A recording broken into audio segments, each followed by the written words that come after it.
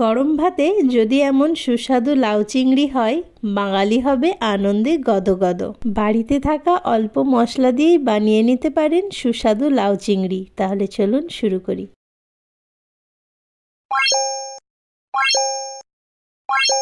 লাউ চিংড়ি বানানোর জন্য এখানে আমি 250 গ্রাম কুচো চিংড়ি মাছ নিয়েছি। চিংড়ি মাছগুলো সোঁড় ছাড়িয়ে নিয়ে এখন আমি লবণ ছড়িয়ে মাছগুলোকে খুব ভালো করে মেখে নেব।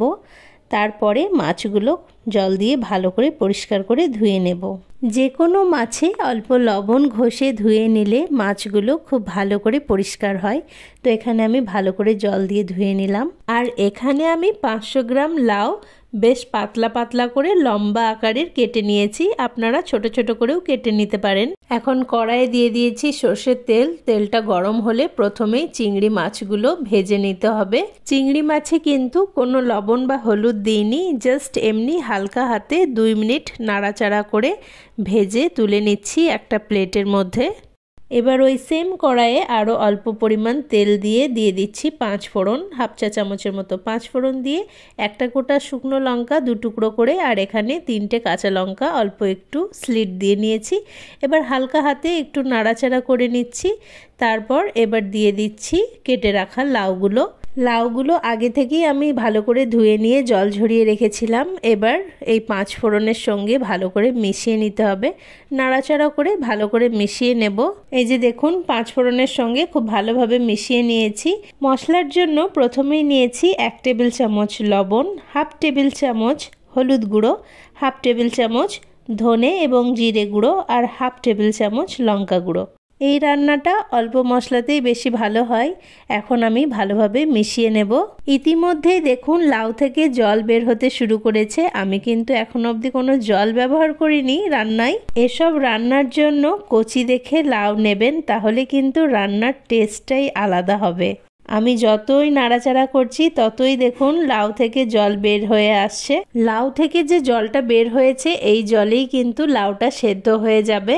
নরম করে নেব 5-7 মিনিট নাড়াচাড়া করে নিয়ে। তারপরে এই ভেজে রাখা চিংড়িগুলো দিয়ে দিচ্ছি। চেষ্টা করবেন এরকম দেশি চিংড়ি দিয়ে লাউ চিংড়ি রান্না করার, তাহলে টেস্টটা কিন্তু আরও বেশি ভালো আসে। চিংড়ি মাছগুলো দেওয়ার পর একটু ভালো করে নাড়াচাড়া করে মেখে নিতে হবে, যাতে চিংড়ির স্বাদটা এর মধ্যে ভালোভাবে এসে যায়। এবার আমি দিয়ে দিচ্ছি হাফ টেবিল চামচ চিনি। এই লাউ কুমড়ো এই জাতীয় সবজির মধ্যে শেষে যদি অল্প একটু চিনি দেওয়া হয় তাহলে স্বাদটা কিন্তু আরও বেশি ভালো আসে। তো অল্প চিনি দিয়ে হালকা হাতে নাড়াচাড়া করে নিচ্ছি। দেখতেই পাচ্ছেন যে রান্নাটা হয়েই এসেছে, অনেকটাই গলে নরম হয়ে গেছে লাউগুলো। এবার আমি একটা ঢাকা দিয়ে আরও মিনিট 5-1 মতো রাখবো। ফিরে এলাম 5-6 মিনিট পর। চলুন একবার চেক করে দেখে নিই রান্নাটা কত দূর হয়েছে। এই যে দেখুন মাশাআল্লাহ। সব শেষে ধনেপাতা কুচি দিয়ে দিচ্ছি। ধনেপাতা কুচি দেওয়ার পর একটু নাড়াচাড়া করে তরকারিটা নামিয়ে নেব। রান্নাটা সম্পূর্ণ হয়েছে। এখন আমি গ্যাসের ফ্লেমটা বন্ধ করে দেব।